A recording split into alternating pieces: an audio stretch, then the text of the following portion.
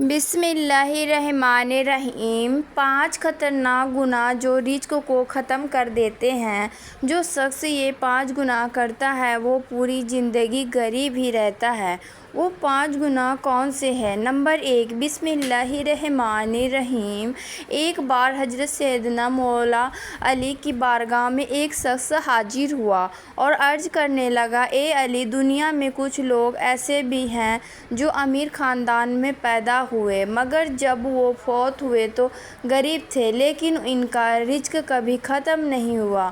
اس کے برعکس دنیا میں کچھ ایسے بھی ہیں جو کچھ عرصے کے لیے امیر بنتے ہیں لیکن دوبارہ غریب ہو جاتے ہیں اور ان سے رزق چھین لیا جاتا ہے۔ اس شخص نے پوچھا، یا علی، وہ کون سے گناہ ہیں جو رزق میں کمی لاتے ہیں یا اسے ختم کر دیتے ہیں؟ سیدنا علی رضی اللہ تعالیٰ عنہ نے فرمایا، اے انسان، 5 ایسے گناہ جنہیں کرنے سے رزق ختم ہو جاتا ہے اور آہستہ آہستہ اس میں برکت بھی اٹھا لی جاتی ہے۔ اس شخص نے دوبارہ پوچھا، یا علی، وہ 5 گناہ کون سے ہیں؟ حضرت علی نے فرمایا، نمبر 1، سود کھانا۔ رسول صلی اللہ علیہ وسلم کے پاس حضرت جبرائیل اللہ کا حکم لے کر حاضر ہوئے اور فرمایا، اے اللہ کے نبی، جو لوگ دودھ کا کاروبار کرتے ہیں، سود پر چیزیں خریدتے یا دیتے ہیں، قیامت کے دن ان کے چہرے مسخ کر دیے جائیں گے۔ ایک مرتبہ رسول اللہ صلی اللہ علیہ وسلم لوگوں سے خطاب فرما رہے تھے۔ آپ نے فرمایا، لوگوں، تم میں سے کون ہے جو اپنی ماں کے ساتھ زنا کرنا پسند کرے گا؟ لوگوں نے عرض کیا، یا رسول اللہ، ہمیں اس گناہ سے سخت نفرت ہے۔ آپ نے فرمایا، جو گناہ سود کے کاروبار میں ہے وہ اس سے بھی بڑا ہے۔ جو شخص سود کا مال لیتا ہے یا دوسروں کو سود پر دیتا ہے وہ اپنے رزق کی بربادی کا سبب خود بنتا ہے اور یہی اصل وجہ ہے رزق کے ختم ہونے کی۔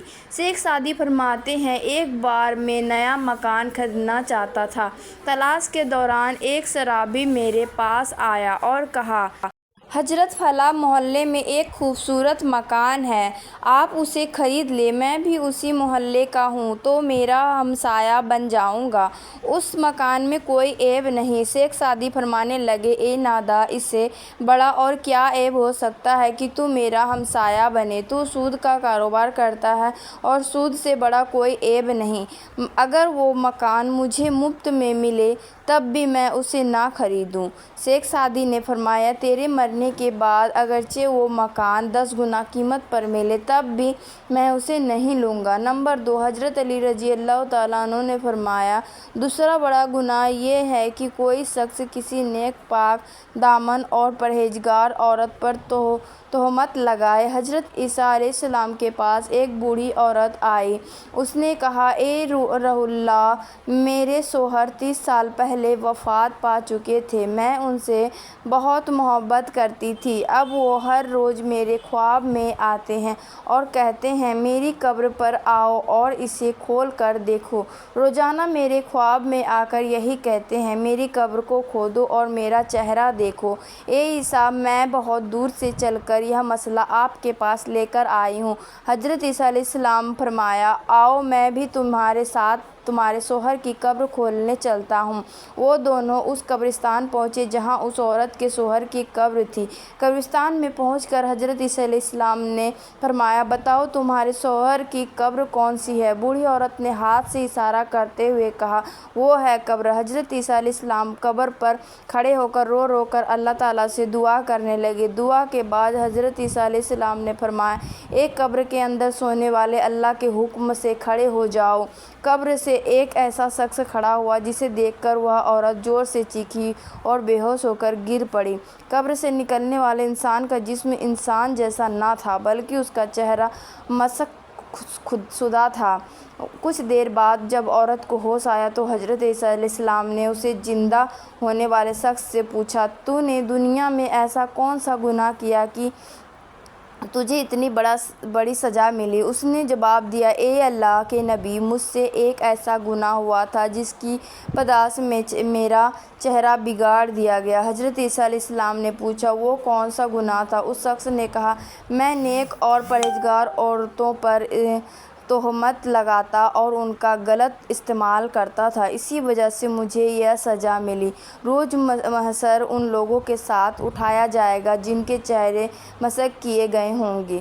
نمبر 3، حضرت سیدنا علی رضی اللہ تعالیٰ عنہ نے فرمایا، اللہ تعالیٰ کے ساتھ کسی کو شریک ٹھہرانا بہت بڑا گناہ ہے۔ اللہ کے ساتھ شرک مت کرو۔ روز محشر اللہ تعالیٰ ہر گناہ معاف کر سکتا ہے، چاہے وہ زمین و آسمان کی وسطوں سے بھی بڑا ہو۔ اگر وہ چاہے تو معاف فرما دے، مگر شرک کرنے والے کو کبھی معافی نہیں ملے گی۔ کافروں کی بخشش ہرگز نہیں ہوگی۔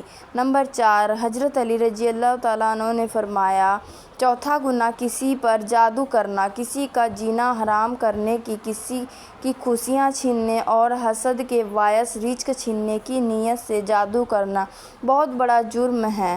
حضرت علی رضی اللہ تعالیٰ عنہ نے فرمایا، جادو کرنے والا شخص دائرہ اسلام سے خارج ہو جاتا ہے، اور جب جادوگر مرتا ہے تو کفر اور ارتداد کی حالت میں مرتا ہے۔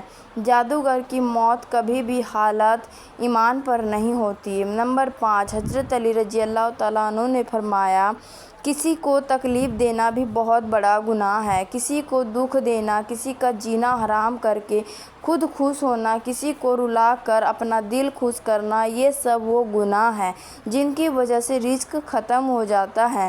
حضرت علی رضی اللہ تعالیٰ عنہ نے فرمایا، ان 5 قسم کے لوگوں سے اللہ تعالیٰ روز قیامت سخت حساب لے گا اور دنیا میں ان سے رزق چھین لیا جاتا ہے۔ اللہ تعالیٰ ہمیں دین کی مکمل سمجھ عطا فرمائے اور نیکوکاروں میں شامل کرے۔ آمین ثم آمین۔